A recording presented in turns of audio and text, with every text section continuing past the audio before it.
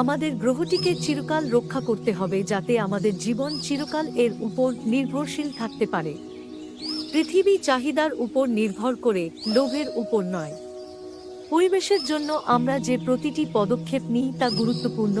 আমাদের গ্রহের ভবিষ্যৎ নির্ভর করে আমরা আজ কী সিদ্ধান্ত নিই তার উপর, এবং প্রতিটি পদক্ষেপ যত ছোটই হোক না কেন একটি স্বাস্থ্যকর এবং আরও টেকসই বিশ্ব গঠনে অবদান রাখে। আসুন বর্তমান এবং ভবিষ্যৎ প্রজন্মের জন্য পৃথিবীকে সংরক্ষণের জন্য চিন্তাশীল পদক্ষেপ গ্রহণ করি।